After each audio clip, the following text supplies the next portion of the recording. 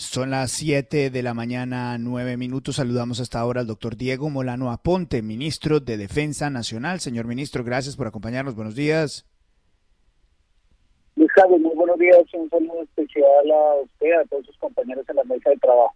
Gracias por darnos algunos minutos acá en la FM. Déjeme arrancar preguntándole sobre Ituango. ¿Cómo está la seguridad en Ituango? Luis Carlos, desafortunadamente en Ituango se presentaron unos hechos muy lamentables donde alias Machín con alias Camilo del Frente 18 hace una semana larga quisieron generar temor a través de mensajes de texto para originar un desplazamiento de 32 veredas. Gracias al trabajo de la fuerza pública, de nuestro ejército y la policía, hoy podemos informarles a los que ya retornaron. Señor ministro. Las campesinas que fueron desplazadas. Sí, Luis Carlos. Se nos cortó por un instante, por favor continúe.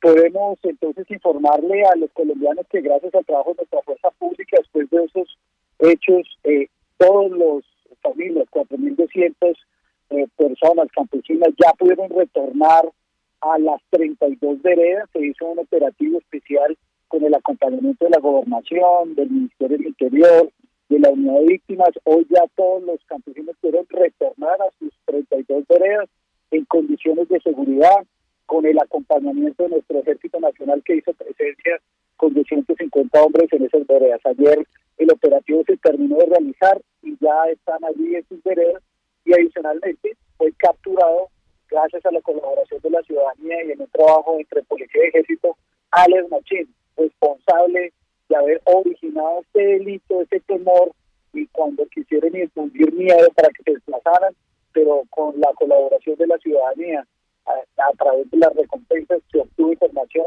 fue capturado Machín también como parte de este proceso y para garantizar ese retorno de la población campesina a las veredas de Ituango. Don William Calderón tiene pregunta. Ministro, con los buenos días. Además de ser un golpe importante porque cae uno de los jefes de esa estructura, ¿de qué tamaño es esa disidencia? ¿De qué estructura estamos hablando? ¿Cuántos hombres componen esa disidencia? Hoy lo que tenemos allí es el Frente 18 Disidencias de las FARC, que tiene una estructura en hombres en armas de alrededor de 20 hombres en armas y unos apoyos de lo que el ejército se denomina la red de apoyo de alrededor de 100 de redes de apoyo que tienen ellos. Sin embargo, aquí lo que vimos que utilizaron fue un mecanismo más de amedrentamiento a través de grupos de WhatsApp y por mensajes de voz. Realmente aquí no había confrontación directa ni entre las disidencias de la FARC y el Clan del Golfo, sino que utilizan este nuevo mecanismo de mandar mensajes de voz, de intimidar directamente, y lo hizo este alias Machín, lo mismo que alias Camilo, por lo que se ofrecieron las recompensas. Entonces aquí lo que se generó fue zozobra entre los campesinos por las amenazas de este grupo y por supuesto después del Consejo de Seguridad realizado en la cabecera municipal de Ituango, se determinó que esta había sido la metodología que utilizaron, por eso se dieron las recompensas y luego la captura, y se mostró un trabajo de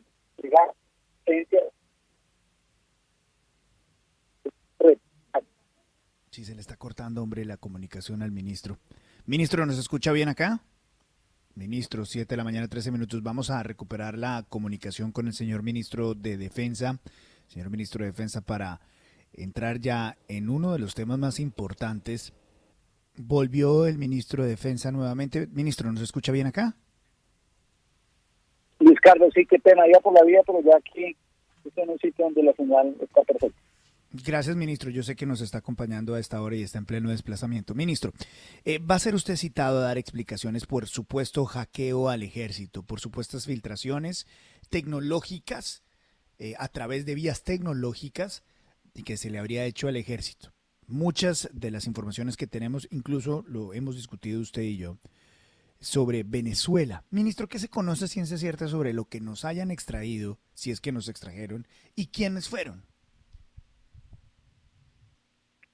Luis Carlos, el informe que yo recibí del Comando General de las Fuerzas Militares respecto a este hecho en un aforo que hicieron ellos relacionado con qué información se extraía, es que en primer lugar fueron una escucha de comunicaciones radiofónicas de una revista. ¿Qué es una revista? Es una comunicación que tiene a través de radio el general con todos sus comandantes de división, revisando o dando instrucciones relacionadas con actividades de la semana. Esas comunicaciones fueron las que infiltraron. La información que me reporta el Comando General es que en esas comunicaciones no se discutieron o se desarrollaron informaciones que pongan en riesgo la seguridad nacional. Adicionalmente, de otras informaciones que fueron presentadas también en este informe relacionadas con algunas de presentaciones que se habían hecho relacionados con despliegue de acciones de programas de gobierno y de cooperación donde se está hablando de apoyo en seguridad.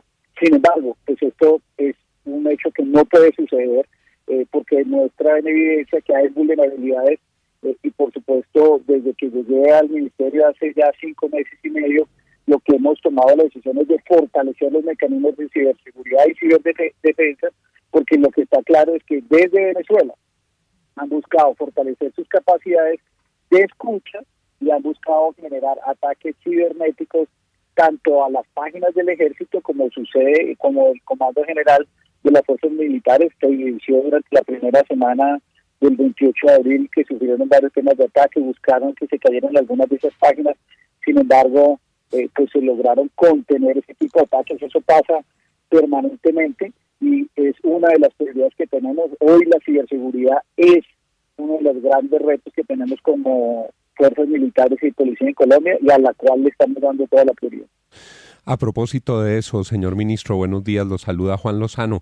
¿Cómo valora usted la acción de los servicios de inteligencia y de contrainteligencia en nuestra fuerza pública? Juan, muy buenos días. Juan, uno de los temas que tal vez evidencié durante el proceso de empalme y ahora a lo largo de estos meses es que en Colombia tenemos una muy buena inteligencia y lo que estableció la ley de inteligencia ha permitido desarrollar una adecuada institucionalidad. Sin embargo, varias acciones judiciales que se han presentado, que se han desarrollado, han generado que Colombia no hubiera fortalecido su inteligencia y actualizado sus niveles de tecnología para la inteligencia por decisiones judiciales que de alguna forma generaron o resquemores o dudas internas respecto al uso o el manejo de la inteligencia. Por ejemplo, el cierre del batallón de inteligencia de Facatativá o lo que sucedió con Andrómeda. Y yo creo que una de las tareas que estamos abordando precisamente y hemos pedido un apoyo al Comando Sur de Estados Unidos con un diagnóstico a todo el tema de ciberseguridad e inteligencia, sino que podamos fortalecer esa capacidad que tenemos con una característica muy importante y es que pues esta inteligencia en Colombia es robusta en todo el trabajo que se hace para identificar las labores y las intenciones y amenazas que tienen los grupos armados ilegales, pero tiene que ser mucho más fuerte frente a las amenazas que estamos enfrentando particularmente desde Venezuela, que ha buscado apoyo y fortalecimiento de otras naciones en esos temas y por eso trabajamos todos los días con ellos. Sin embargo, Juan, yo quiero decirle que el trabajo que hacen las inteligencias y lo que en las últimas semanas hemos visto, por ejemplo, en el trabajo para poder judicializar grupos como los de la primera línea, sabiendo lo que pasó, pues se ha evidenciado que producen resultados. Sí, señor ministro, le pregunta Santiago Ángel, pero lo que usted nos está diciendo entonces es que sí hay razones para preocuparnos por Venezuela. Concretamente, ¿el gobierno de Venezuela ha lanzado ataques contra la seguridad informática de Colombia? Pues lo que se evidencia en este proceso, y lo vimos mucho en el caso del 28 de abril, directamente desde IPs que se radican en Venezuela o de otros países, se lanzaron ataques cibernéticos o ataques de información relacionados con movimientos de información o tendencias de redes sociales. Eso es innegable, lo informan algunos medios y reportes que tienen información sobre redes sociales, sobre dónde salen las informaciones tanto de comunicaciones respecto a tendencias que quieren imponerse, manejarse en Colombia, y eso lo vimos y le deseamos mucho durante las 2 primeras semanas de mayo, después de que iniciaron las manifestaciones públicas. Ministro, ¿va a haber debate de control en el Congreso de la República con temas como ese de la filtración de los contenidos del Ministerio de Defensa, de las fuerzas militares, las fallas en inteligencia? ¿Hay de qué preocuparse o esto es un tema que simplemente quieren comer, ministro, otra vez en el Congreso? Yo creo que el Congreso de la República y en especial la bancada de Cambio Radical que ha planteado la citación, pues en su función constitucional como corresponde a la Comisión Segunda del Congreso de la República en el Senado, tiene esa función y será una sesión privada porque ustedes entenderán que por los temas de inteligencia es necesario que sea una función privada en su origen de control político, pues es normal y corresponde a nosotros atender esa situación y dar ese debate, esa discusión, presentar los avances, presentar los hechos, pero también las medidas que hemos tomado para garantizar el fortalecimiento de la inteligencia, la contrainteligencia y lo que estamos trabajando desde el punto de vista de ciberseguridad, que se ha venido haciendo un esfuerzo, pero que por supuesto considero yo podemos hacer mucho más.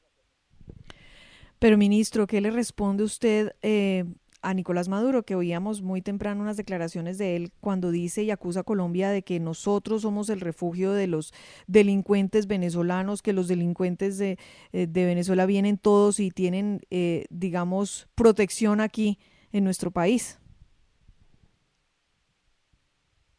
Pues yo creo que tras del ladrón bufón podría uno afirmarlo, porque lo que ha quedado en evidencia es que es el régimen de Maduro el que protege organizaciones narcoterroristas como las disidencias de las FARC, como el ELN y como la Segunda Marquetalia, que operan desde Venezuela, que tienen convivencia con las fuerzas militares bolivarianas y que adicionalmente desde allí se planean ataques a la institucionalidad colombiana, como quedó en evidencia en el ataque al mismo presidente de la República, que se planeó, se orquestó y se financió desde Venezuela por parte de las disidencias de la FARC, del Frente 33 y de Don Alias Mechas, que opera en el estado del Táchira.